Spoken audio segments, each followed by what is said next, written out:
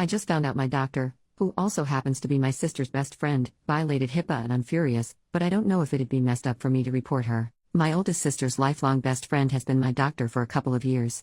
Initially my doctor, Dr. A, was a colleague of hers from the same clinic, but after my doctor, Dr. A, was away on maternity leave, I temporarily switched to my sister's friend, Dr. B, as my primary physician, and it's been that way since the pandemic began and I never switched back. I have ADHD and get prescription meds for it and have been for a few years now, which is something I haven't shared with any of my family members for fear of backlash since I come from a long line of type A overachievers who don't believe in ADHD and write it off as laziness. A few days ago, my siblings and I were hanging out at my sister's house watching the Matthew Perry Diane Sawyer episode where he shares his history with substance, and I made a comment about how skinny he looked during one of the seasons of Friends. My sister then, out of nowhere, says to me, "Well, it started with prescription drugs, so I hope you don't get hooked." I was instantly gripped with a feeling of absolute horror. My other siblings were confused and looking at her for further clarification, but she didn't say anything more. I spent the whole night just frozen and with a deep pit in my stomach. Later, when I found some time alone with her, I had to pry the information out of her. She had just gotten back from a girls' ski trip, and when they were extremely drunk, her friend, my Dr. B, slipped up and mentioned that she saw me recently for an increase in my dosage and basically revealed to my sister that I have been taking prescription Vyvanse for a few years now. I'm so livid, feel utter betrayal and have a strong urge to report her for breaking HIPAA regulations. My sister won't stop texting and calling me about it, literally all day long, begging me not to ruin her friend's life forever after years of hard work. She's obviously worried about losing her friend, but she couldn't care less about how disrespected I feel and how my privacy was violated. And more than anything, I worry that my sister will share it with my parents and my family will never look at me or my achievements the same. To add a little more info, I've known Dr. B my entire life, as long as my sister has. She was my sister's friend since they were in first grade, and they've remained close, and we've hung out with our families on multiple occasions over the years. We've even gone on trips together, including my sister's bachelorette trip. I always looked up to her and found her cool growing up.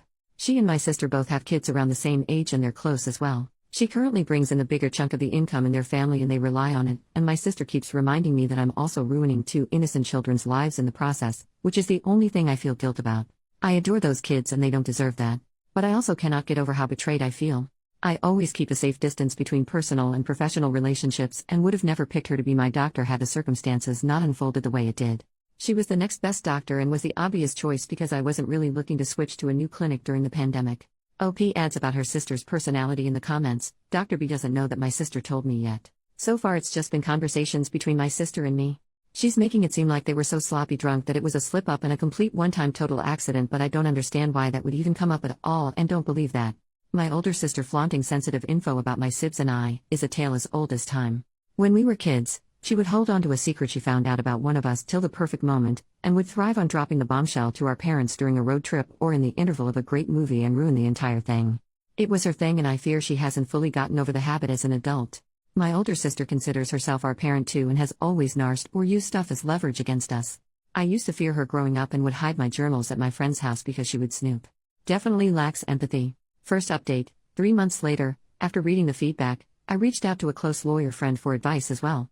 And he, like most of you, agreed that I should report it and to do it without informing anyone else. He said it was better for me to do it sooner to have it on record. They prefer any complaint to be filed within 180 days of when you knew that the act or omission complained of occurred. 2 days after that I reported Dr. B to OCR for violating HIPAA and Patient Safety Act and breaching my fundamental right to health information privacy. I didn't tell my sister or anyone else, but a few days later, I saw my entire family when I went home for the holidays. I hadn't heard anything back yet on my complaint, so I wasn't sure if Dr. B was aware yet, let alone tell my sister that I had reported her, so I didn't say a word. Turns out that wasn't my biggest issue at that moment though. My sister had already told my parents that I was on an extremely high dose of controlled substances. I knew my parents wouldn't take this news well, but they were far more upset about it than I could have imagined. My dad doesn't believe in ADHD and thinks it's merely an excuse for those that allow themselves to get easily distracted, especially since the age of social media. He even remarked that he noticed I was quite slow with my responses since dropping out of my chess club.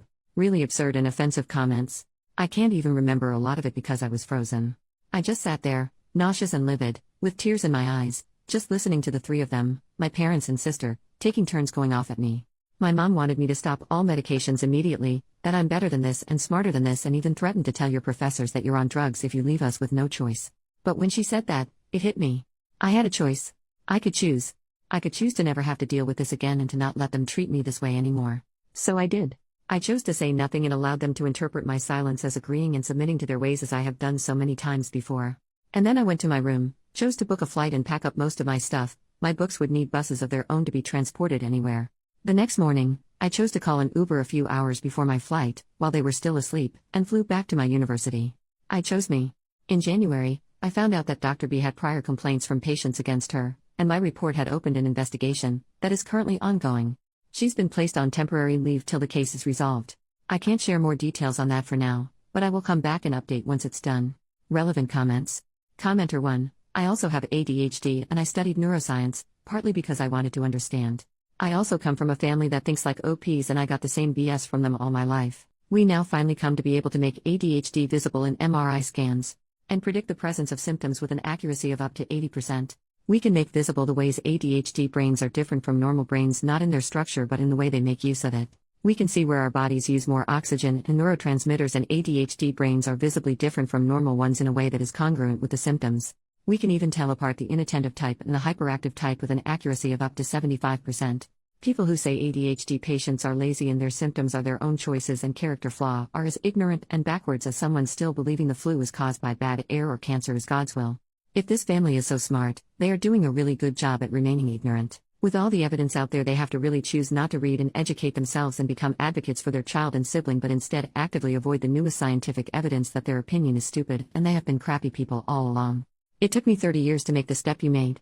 Kudos on being so brave and mature while still being in college. I'm still trying to come to terms with self-doubt, imposter syndrome and depression. If you can afford it, do some therapy. Growing up in such a negative environment takes its tolls even after you cut the ties. I'm proud of you. The hurdles to get to where you are today were huge and you did it all by yourself. Never forget that. OP, I have tears in my eyes. I really needed to read every single thing you typed out here.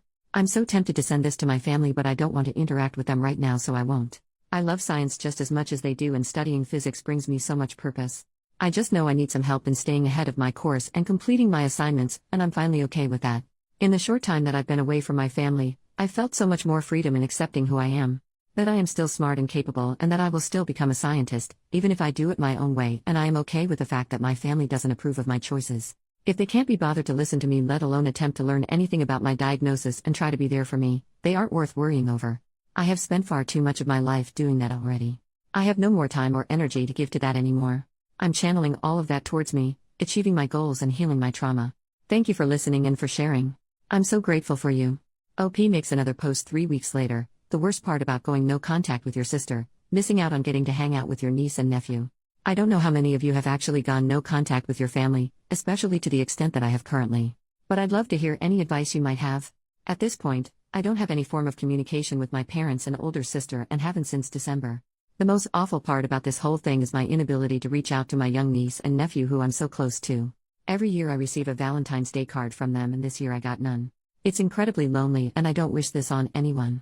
I'm always wondering why they think I haven't called them. As much as I'm growing and healing from this, I'm also dealing with a lot of trauma and it's rough. Second update, 2 weeks later, I get quite a few questions every day about any update with a case. I'm not sure how so many of you are still finding this post, but I really appreciate everything you've said to me to help me get through this. I'm sorry I can't answer any questions right now.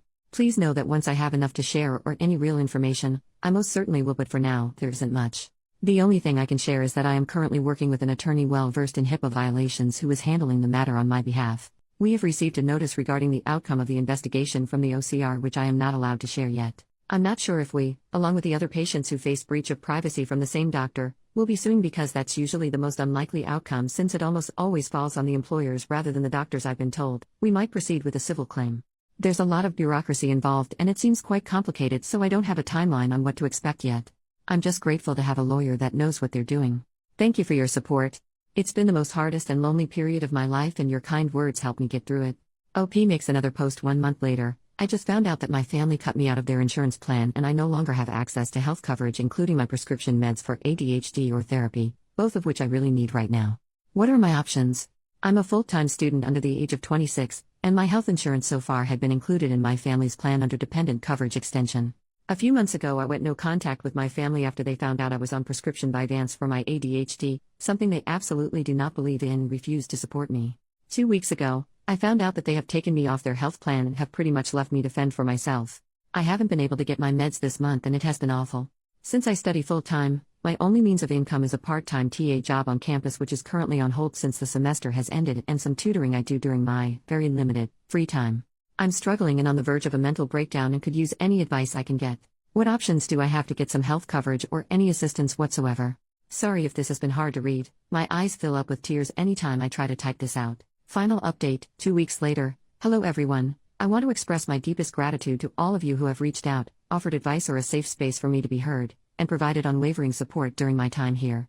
Your kindness has been a guiding light in what has been the absolute darkest time of my life. I was so incredibly lonely after making the difficult decision to go no contact with my family. However, amidst this awfully painful period that I wouldn't wish on anyone, I discovered a newfound sense of belonging provided by all of you compassionate strangers of Reddit. To those of you that were proud of me, I cried a long cry for every single time I read those words, and I will carry them with me till the very end. Science is my purpose here. I will rise again and hopefully help change this world for the better someday. As I embark on a healing journey, I've decided to take a step back from here. As someone navigating ADHD, I can sometimes become overwhelmed with feedback. Therapy has taught me the importance of focusing on my mental well-being, and given the financial challenges I'm facing and ongoing legal issues, I will be working 2 jobs to make ends meet and afford the healthcare and stability I need while I'm off from school.